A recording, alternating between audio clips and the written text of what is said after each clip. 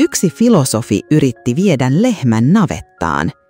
Eräs filosofi halusi ajaa lehmän navettaan, mutta riippumatta siitä, vetikö hän sitä voimakkaasti eteenpäin vai ruoskiko sitä takaa, lehmä ei suostunut millään tavalla tottelemaan ja menemään sisään. Ohikulkenut maanviljelijä näki tilanteen, hymyili, nyppi maasta kourallisen ruohoa ja asetti sen lehmän suun eteen. Yllättäen lehmä seurasi kuuliaisesti maanviljelijää navettaan. Monien pohdintojen jälkeen filosofi teki tästä tarinasta seuraavat johtopäätökset. Jokaisella on omat vahvuutensa, aivan kuten filosofi ei voi verrata itseään maanviljelijään karjan käsittelyssä. Jos haluamme jonkun tekevän jotakin, pakottaminen ei toimi. Vaikka kuinka yrittäisi, se ei onnistu. Todellisuudessa kaikki, mitä meidän tarvitsee tehdä, on antaa toiselle hieman makeutta ja toivoa. Tässä elämässä asiat eivät aina tapahdu niin kuin toivomme. Yritä asettua toisen asemaan ja ajatella hetki hänen näkökulmastaan. Silloin kaikki sujuu helpommin. Eräs kuvanveistäjä veisti kivestä kotkan. Kotka näytti hyvin elävältä, aivan kuin se olisi oikeasti lentänyt korkealla taivaalla. Filosofi näki sen ja meni kysymään taiteilijalta. Miten onnistuit veistämään kiven näyttämään siltä, kuin se olisi nousemassa lentoon? Kuvanveistäjä vastasi. Itse asiassa minä vain poistin kivestä ylimääräiset osat. Kivestä tulee elävän näköinen kotka, joka näyttää lentävän, kun siitä poistetaan kaikki turha. Tämä muistutti filosofia yhdestä elämän opista. Vaikka ihminen olisi typerä kuin kiven murikka, hän voi silti kohota korkealle, kunhan osaa luopua turhasta. Yksinkertaisesti sanottuna, elämän houkutukset ovat kuin ylimääräiset osat kivessä. Kun kohtaamme houkutuksia ja haluamme sekä tätä että tuota, emmekä halua luopua mistään, emme lopulta luovu mistään. Elämästä tulee raskas kivi, emmekä koskaan voi muuttua kotkaksi, joka levittää siipensä ja kohoaa korkealle. Siksi, jos ihminen haluaa kohota korkealle elämässään, hänen tarvitsee vain luopua omista turhista osistaan. Eräs painen kulki eteenpäin, askeleet tasaisesti vasemmalta oikealle. Hänen perässään seurasi lammas. Vaikka sitä ei sidottu köydellä, se seurasi paimenta kuin varjo, askel askeleelta vasemmalta oikealle, poikkeamatta tippakaan. Filosofi ihmetteli näkemäänsä ja kysyi paimenelta, et käytä köyttä taluttaaksesi lammasta, miksi se silti seuraa sinua niin uskollisesti? Paimen vastasi, se mikä sitoo lampaat ei ole köysi, vaan huolenpito ja rakkaus, jota tunnet niitä kohtaan. Paimenen vastaus sai filosofin pohtimaan. Ihmisten välisten suhteiden säilyttäminen ei perustu näkyviin köysiin, joilla heitä valvotaan tai rajoitetaan, vaan huolenpitoon ja rakastavaan välittämiseen. Kauan sitten eräs maanviljelijä kasvatti valtavan suuren pullokurpitsan, mutta ilon sijaan hän joutui kiusalliseen tilanteeseen, koska ei tiennyt mitä sillä tekisi. Jos hän käyttäisi sitä viinin säilyttämiseen, hän pelkäsi sen särkyvän, ja jos hän sahaisi sen kahtia ja käyttäisi vettä ammentavana kauhana, ei olisi olemassa tarpeeksi suurta ruukkua, josta vettä voisi ammentaa. Kun filosofi näki tämän, hän sanoi, ihmiset ajattelevat vain, että pullokurpitsa on veden säilyttämistä varten, mutta eivät ymmärrä, että sen voi muuttaa myös veneeksi veden pinnalla. Eikö tämä olekin oikein hyvä asia? Monet ihmiset vangitsevat ajattelunsa pullokurpitsan sisään, mikä estää heitä ikuisesti löytävästä ulospääsyä. Todellisuudessa meidän tarvitsee vain murtaa vanhat ajattelutottumukset, niin voimme hienovaraisesti päästä ajattelun solmukohdan läpi ja löytää laajemman uuden maailman. Kun on valmis tekemään, vaikeakin muuttuu helpoksi. Kun ei ole valmis, helppokin muuttuu vaikeaksi. Tämä lause on peräisin kuuluisasta kirjasta Wei Shui Yishou Qi Chi, lyhyesti Wei Shui, jonka kirjoitti Peng Duanshu Qing-dynastian aikana. Alkuperäinen teksti kuuluu, Onko maailman asioissa todella eroa vaikean ja helpon välillä? Jos on valmis tekemään, vaikeakin muuttuu helpoksi. Jos ei ole valmis tekemään, helppokin muuttuu vaikeaksi. Ajatuksena on, että maailmassa ei ole ehdottoma jakoa vaikeaan ja helppoon. Halukkuus toimia tekee vaikeastakin asiasta yksinkertaisemman, kun taas haluttomuus saa helpotkin asiat tuntumaan vaikeita. Kirjoittaja Peng Tuanshu käytti erästä tarinaa esimerkkinä. Syrjäisellä alueella Shumaassa eli 2 munkkia, toinen köyhä ja toinen rikas. Köyhä munkki sanoi rikkaalle, haluan lähteä Etelämerelle, mitä mieltä olet? Rikas munkki kysyi, mihin sinä oikein tukeudut päästäksesi sinne? Köyhä munkki vastasi, tarvitsen vain 1 vesiruukun ja 1 kulhon, se riittää. Rikas munkki vastasi, jo monen vuoden ajan olen halunnut vuokrata veneen ja kulkea virran mukana sinne, mutta en ole onnistunut. Mihin sinä oikein tukeudut päästäksesi perille? Seuraavana vuonna köyhä munkki palasi takaisin Etelämereltä ja kertoi rikkaalle munkille kokemuksistaan siellä. Rikkaan munkin kasvoille nousi häpeän ilme. Länsi-Shusta Etelämerelle on tuhansien kilometrien matka, mutta köyhä munkki pääsi perille, kun taas rikas munkki ei. Voiko ihminen, joka on päättänyt etsiä totuutta, olla huonompi kuin tuo köyhä munkki syrjäisestä Shun-maasta? Zhuangzin mukaan yksin tulla, yksin mennä on ihmiselämän korkein tila. Ne, jotka saavuttavat tämän tilan, ovat kuin vertaansa vailla olevat mestarit. He vetäytyvät eristyksiin harjoittaakseen itseään ja nousevat lopulta voittamattomiksi. Yksin oleminen tarkoittaa kaiken energiasi keskittämistä omien heikkouksisi voittamiseen. Se on todellisen vahvuuden alku. Kirjassa Zhuangzi, luvussa Jihbeiyu, sanotaan, taivas ja maa ovat laajat ja äärimmäisen kauniit, mutta eivät puhu. Vuoden aikojen kulussa on selkeä järjestys, mutta ei keskustelua. Kaikissa asioissa on sisäinen periaate, mutta se ei ilmene ulospäin. Taivas, maa ja kaikki olennot kätkevät sisäänsä suurta tietoa, mutta kautta aikojen ne ovat olleet hiljaisia ja toimimattomia. Vain ne, joiden mieli on levoton ja rauhaton, etsivät jatkuvaa hälinää.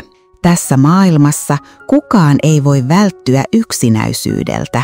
Synnymme yksin, kuolemme yksin, tänään olemme yhdessä, huomenna eroamme.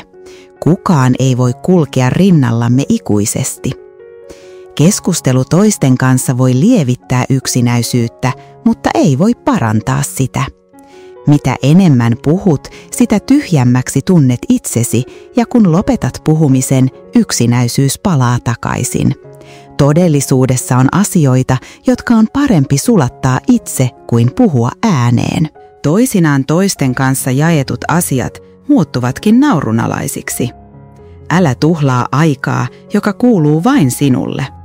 Vasta kun hiljaisuus laskeutuu, pelko väistyy ja olet yksin, voit todella ymmärtää, miten muuttaa elämän suuntaa. Jotkut sanovat, että vasta kun on kulkenut läpi aution Gobin autiomaan, voi löytää kirkkaan lähteen. Maallinen elämä on pitkä matka, jonka kuljemme itse, askel askeleelta. Turhanpäiväinen puhe ei ole mitään verrattuna mielen hiljaisuuden säilyttämiseen. Yksin oleminen on itsensä ymmärtämistä. Joku on sanonut, että suuret kokoontumiset ovat usein vain monien yksinäisten ihmisten paikkoja. Yksinäinen ihminen on vapaa. Vasta ollessaan yksin hän näkee todellisen itsensä ja vapauttaa sisimpänsä. Ne, jotka rakastavat seurustelua, etsivät yhä, mutta harvalla heistä on edes 1 tai 2 todellista sydänystävää. Yksinäiset ihmiset vaikuttavat välinpitämättömiltä, mutta todellisuudessa he ymmärtävät itseään ja osaavat olla ystäviä itsensä kanssa. Yksin oleminen antaa meille myös mahdollisuuden käyttää aikaa itseemme ja tehdä sitä, mitä todella haluamme. Yksin ollessamme voimme jopa tuntea olomme mukavaksi ja vapaaksi. Ne, jotka ovat jatkuvasti kohteliaita ja mukautuvat toisiin, elävät usein väsyttävästi ja kutistavat itsensä pieniksi ja mitättömiksi.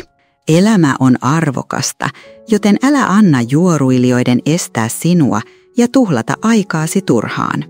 Todellinen yksinäisyys on sitä, että pystyy välttämään ulkopuoliset häiriöt ja säilyttämään sisäisen vapautensa. Yksin oleminen on itsensä vahvistamista. On sanonta, joko olet yksinäinen tai olet keskinkertainen. Kaikkien, jotka luottavat itsensä, täytyy kestää elämän myrskyt yksin. Älä pelkää joutua vaikeuksiin, sillä kaikki, mikä ei murskaa sinua, tekee sinusta lopulta vahvemman. Jokainen menestynyt ihminen on joskus kulkenut yksin vastavirtaan ja selvinnyt vaikeista ajoista. Loiston hetkien takana on kipua ja kyyneleitä. Opettele kestämään yksinäisyyttä ja tekemään siitä tottumus. Oletko kotka vai yksin niistä lampaista, jotka seuraavat laumaa ja arvostavat vain joukkoon kuulumisen tuomaa turvallisuutta? Kun on kulkenut yksinäisen harjoituksen polkua jonkin aikaa, ihmisen mieli voi vahvistua ja viisaus kirkastua. Silloin hänen toimintatapansa muistuttaa sotastrategiaa, nopea kuin tuuli, rauhallinen kuin metsä, hyökkäävä kuin tuli, liikkumaton kuin vuori, arvaamaton kuin yö ja jylisevä kuin ukkonen. Ne, jotka kulkevat omaa tietään, ovat kaikki vaikuttavia henkilöitä. Tällainen ihminen epäonnistuu harvoin elämänsä myöhemmissä vaiheissa. Yksin oleminen on paras tapa vahvistaa itseään. Kautta historian viisaat ja pyhät ovat suosineet yksinäisyyttä, ja todella vahvat ihmiset kulkevat usein omaa tietään. Yksin oleminen antaa meille aikaa tarkkailla itseämme, vetäytyä kauemmas yhteiskunnan kiireestä ja palata rauhaan. Yksin oleminen tekee ihmisestä lujan. Hän ei nojaa toisten voimaan eikä elä muiden katseiden mukaan. Siksi meidän tulisi arvostaa yksin vietettyä aikaa, elää aidosti itsemme kanssa ja saavuttaa oma täyttymyksemme tässä rajallisessa ajassa. Kauan sitten oli 2 vuorta, joista toinen katsoi pohjoiseen ja toinen etelään. Kummankin vuoren huipulla oli temppeli. Erottelun helpottamiseksi ihmiset kutsuivat niitä tuohon aikaan pohjoiseksi temppeliksi ja eteläiseksi temppeliksi. Joka aamu kummastakin temppelistä laskeutui nuori munkki vuoren juurella olevalle torille ostamaan vihanneksia. Nämä 2 nuorta munkkia olivat täynnä nuoruuden intoa. Heidän mielensä ei ollut vielä karaistunut, eivätkä he olleet oppineet päästämään irti maallisista kiintymyksistä. He eivät arvostaneet toisiaan, ja aina tavatessaan torilla he haastoivat toisiaan älykkääseen kisailuun, joskus salaa, joskus avoimesti. Eräänä päivänä eteläisen temppelin nuori munkki kysyi, minne olet menossa? Pohjoisen temppelin nuori munkki vastasi, minne jalkani vievät, sinne minä menen. Eteläisen temppelin munkki jäi sanattomaksi eikä osannut vastata mitään, vaan tunsi tyytymättömyyttä sisällään, osti nopeasti vihannekset ja palasi temppeliin kertomaan opettajalleen.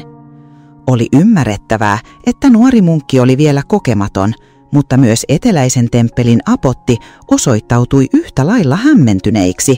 Hän ei osannut päästää irti kateuden tunteistaan.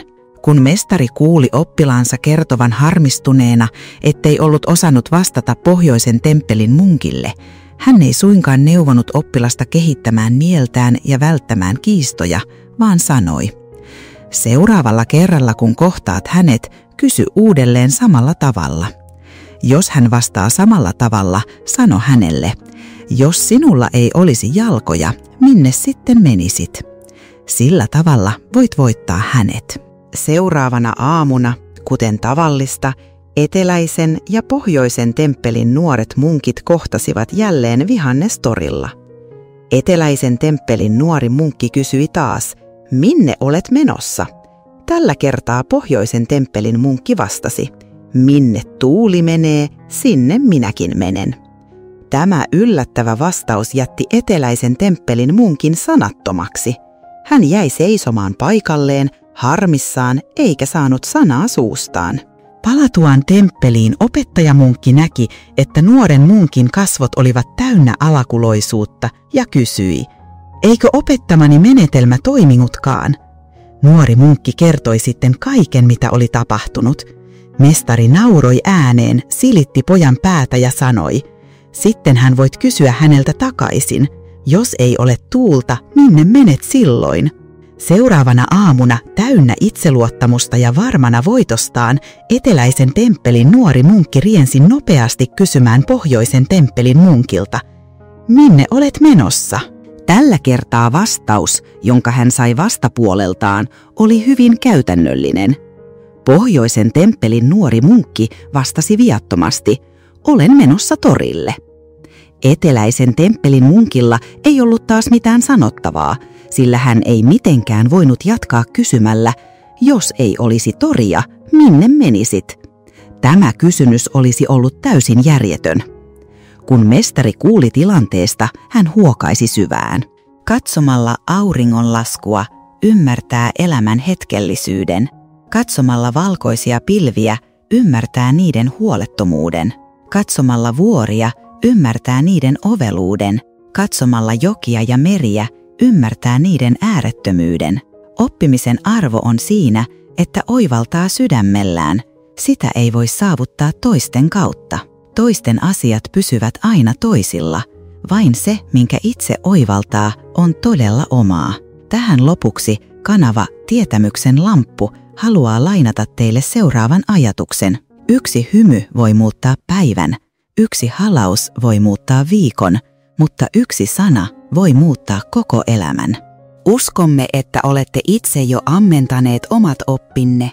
Toivomme, että jaatte omia kokemuksianne ja oppituntejanne kommenttiosiossa, jotta me kaikki voimme oppia toisiltamme. Jos piditte tästä sisällöstä, painakaa tykkäysnappia auttaaksenne levittämään sitä laajemmalle yleisölle. Tietämyksen lamppu-kanavan tiimi kiittää teitä sydämellisesti siitä, että käytitte arvokasta aikaanne kuunnellaksenne tämän videon. 18.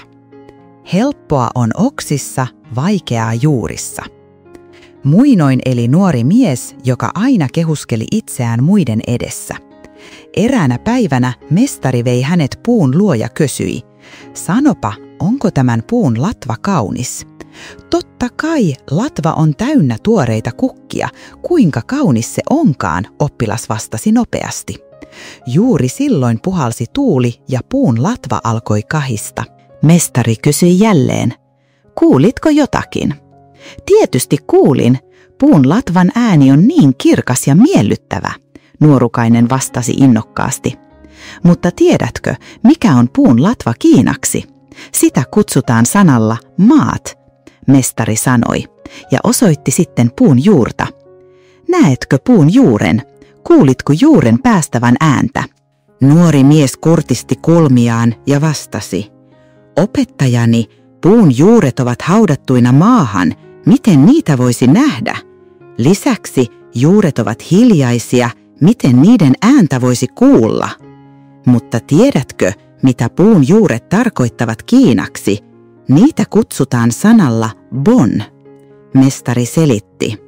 Vaikka puun oksat ovat täynnä kukkia ja niiden havina voi herättää ympärillä olevien uomion, ne ovat hyvin hauraita. Vain yksi voimakas tuulen puuska voi katkaista ne, eikä niillä ole sen jälkeen enää mitään arvoa. Ja puun juuri, vaikka se on hiljainen ja jopa haudattuna maan alle, on elämän perusta. Ilman sitä ei olisi puuta, ei lehtiä eikä oksia, ja tietenkään puun latvassa kukat eivät saisi mahdollisuutta havista ja esittäytyä tuulessa.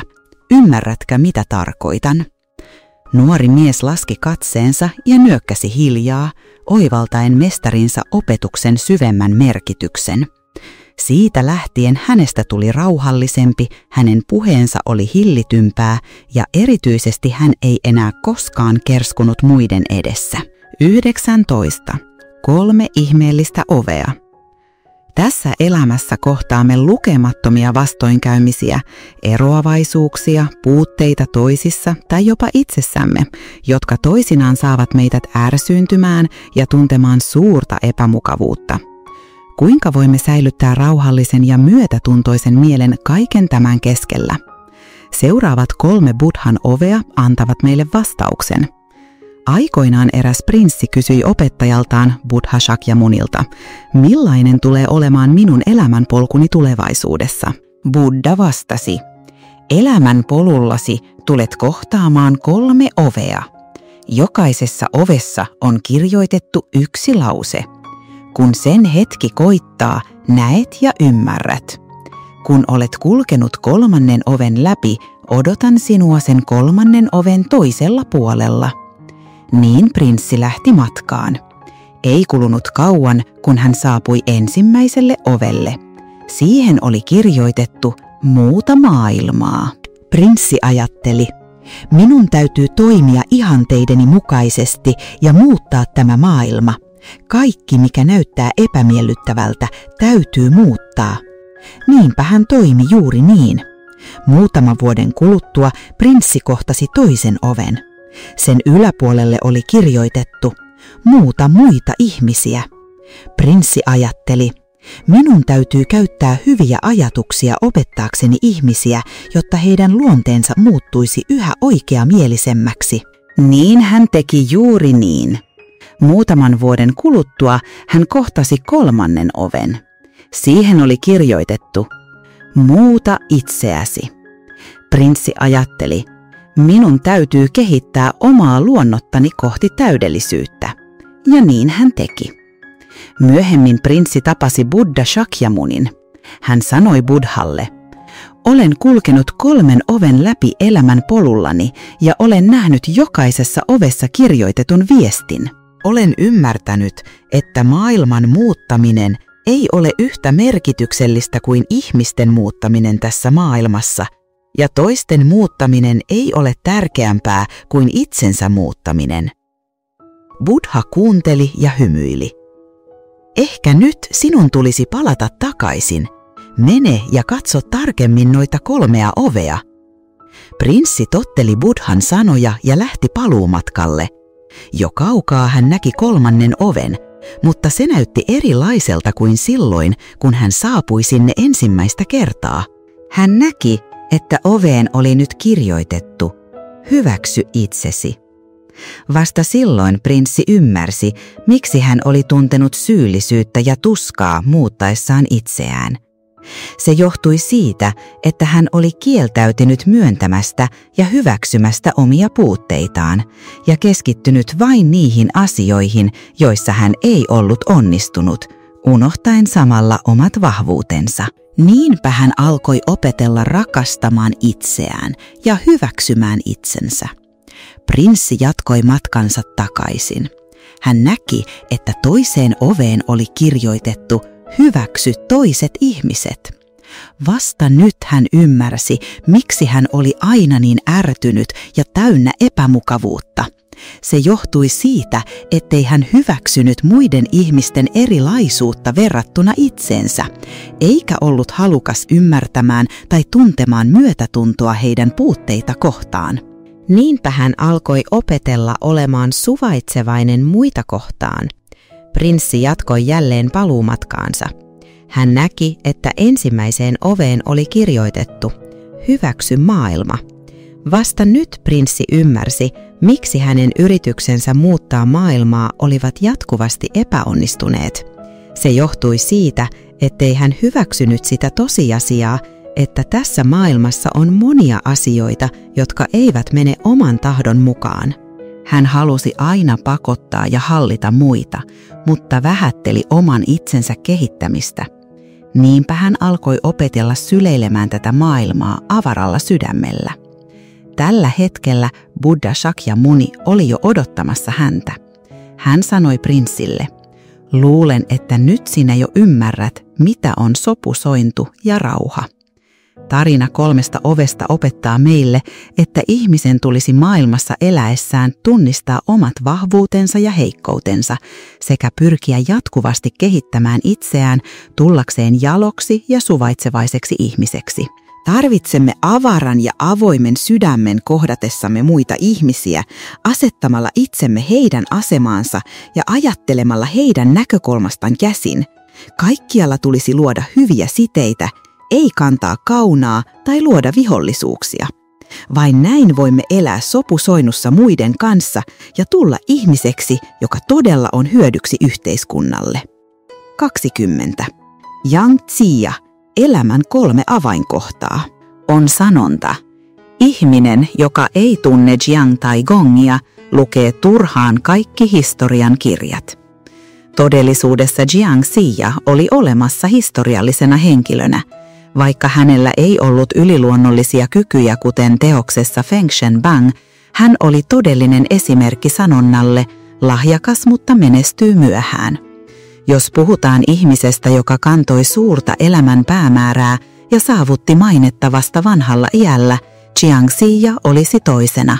Kukaan ei uskaltaisi väittää olevansa ensimmäinen. Elämänsä alkuvuosina hän koki monia vastoinkäymisiä, ja vielä yli 70 vuoden iässä hän oli vain vanha mies hiljaisuudessa Vijoen rannalla, täysin tuntematon. Silti Jiang Taigongin onkeen oli joku valmis tarttumaan. Jiang Zhiya oli tuolloin jo yli 80, kun hän tapasi Zhou Wenwangin, joka janosi lahjakkaita neuvojia, ja lopulta hänelle tarjoutui tilaisuus näyttää kykynsä. Siitä lähtien hän palveli Zhou Wenwangia ja Zhou Wuwangia, saavuttaen peräjälkeen merkittäviä saavutuksia, jotka jäivät historian kirjoihin ikuisiksi ajoiksi. Tämä Jiang Zhiyan elämän kokemus jätti jälkipolville yhden tärkeän opetuksen. Menestys ei riipu siitä, tuleeko se varhain vai myöhään, vaan siitä, täyttyvätkö seuraavat 3 ratkaisevaa ehtoa. Ensimmäinen on kyky kestää yksinäisyyttä. Runoilijamestari Li Bai sanoi kerran: muinaiset viisaat ja pyhät ovat aina olleet yksinäisiä. Tämä lause sopii täydellisesti kuvaamaan Jiang Zhiyaa.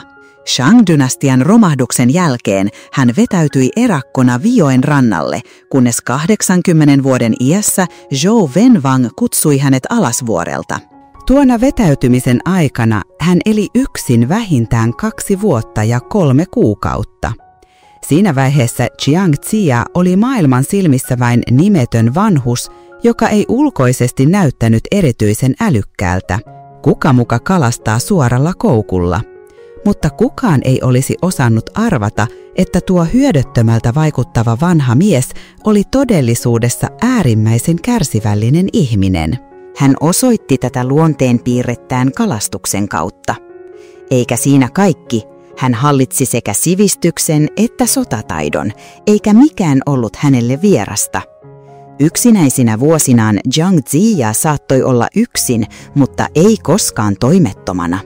Hän kartutti jatkuvasti omaa voimansa, odottaen hetkeä, jolloin voisi laskeutua vuorelta ja purjehtia myötäisessä tuulessa kohti määränpäätään. Nykyään on todettu, että menestyvät ihmiset kestävät yksinäisyyttä usein paremmin kuin ne, jotka epäonnistuvat. Ihmisillä, jotka kykenevät kestämään yksinäisyyttä, on usein mielessään suuria tavoitteita. Heillä on yleviä ja kauaskantoisia pyrkimyksiä, selkeä ajattelu ja saavuttaakseen päämääränsä he opiskelevat väsymättä ja kartuttavat jatkuvasti omaa tietämystään. Tällä tavoin, kun tilaisuus koittaa, he voivat tuoda esiin koko lahjakkuutensa, tarttua hetkeen empimättä, astua esiin ja alkaa loistaa. Yang Zhiya sanoi kerran, että vain kestämällä yksinäisyyttä voimme saada aikaan vaurautta, jolla toivotamme loiston tervetulleeksi. Toinen kohta on olla hieman hölmö ja hieman hurja. Ellei ole hölmö eikä hurja, kukaan ei tule tuntemaan mainettasi. Ellei ole hurja eikä hölmö, et kykene saavuttamaan suurta uraa. Tämä lause on peräisin teoksesta Yang Zhiyan henki ja luonne ja tarkoittaa, että ihmisen tulisi elämässään olla joskus hieman hölmö, hieman hurja. Niin sanottu hölmöys tarkoittaa sitä, että täytyy vilpittömästi säilyttää päättäväisyys ja usko, ponnistella sen eteen, mitä rakastaa, mitä tekee ja minkä tavoitteen itselleen asettaa.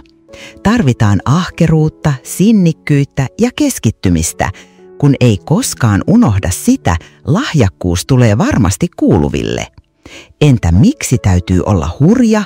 Se tarkoittaa, että meidän on pidettävä kiinni unelmistamme, seurattava omaa lahjakkuuttamme, sillä itseluottamus on menestyksen tärkein salaisuus. On olemassa viisas sanonta. Jokaisessa unelmaa tavoittelevassa ihmisessä on jotain hölmöä ja hullua, ja jokaisessa menestyneessä ihmisessä on jotain erityisen hullua. Itse asiassa hölmöt ja hullut ihmiset kantavat usein omaa uskoaan. Juuri tämä usko saa heidät olemaan välittämättä muiden katseista. Aivan kuten Yang Zijia, kun muut käyttivät koukkuja, jotka olivat käyriä tävästaakseen, Taikon käytti suoraa koukkua. Eikö hän ollutkin hyvin hölmö? Toiset nauroivat, pilkkasivat ja ivailivat häntä, mutta hän vain hymyili eikä sanonut mitään. Sillä se, mitä hän yritti saada onkeensa, ei ollut kala, ja hän uskoi vakaasti, että oikea henkilö tarttuisi koukkuun ennemmin tai myöhemmin. Eikö hän ollutkin aivan hullu? Juuri näin. Ihmiset nauravat minulle, koska olen hullu, minä nauran heille, koska he eivät näe totuutta. Siksi ihmisen tulisi kantaa itsessään 3 osaa hölmöyttä ja 7 osaa hulluutta. Tällaiset ihmiset ovat usein hyvin lähellä menestystä. 3. Ole varovainen puheissasi. Monesti täytyy pitää tämä suu kiinni, ja jos puhuu, on puhuttava harkiten. Tämä on kuuluisa lause Yang Zialta teoksessa Taikongin kultainen kirja, jossa hän neuvoi kuningas Wuta. Tämä sanonta on säilynyt nykypäiviin saakka ja tarkoittaa, että ihmisen tulisi olla varovainen sanoissaan keskustellessaan. Läpi aikakausien menestyneet ihmiset ovat aina kiinnittäneet suurta huomiota puhetaidon taituruuteen, ja jopa Kung Fu-tse sanoi, että puheessa on oltava varovainen ja käyttäytymisessä terävänä ja viisaana. Sanonta onnettomuus syntyy kielestä tarkoittaa, että varomattomat sanat eivät vain satuta muita, vaan voivat myös aiheuttaa vaivaa itselle. Siksi sivistyneet ihmiset eivät puhu holtittomasti tai perusteettomasti. He miettivät tarkkaan, kiinnittävät huomiota, hillitsevät itseään, eivätkä jaarittele loputtomasti. He eivät ole holtittomia, eivätkä kersku itsestään. Viisas ihminen puhuu aivoillaan eikä suullaan. Ennen jokaista keskustelua tulisi harkita tarkoin, mitä kannattaa sanoa, mitä ei, milloin ja miten sanoa. Kuten tiedät, jokaisella sanalla ja jokaisella lauseella on voima joko nostaa sinut ylös tai tuhota sinut.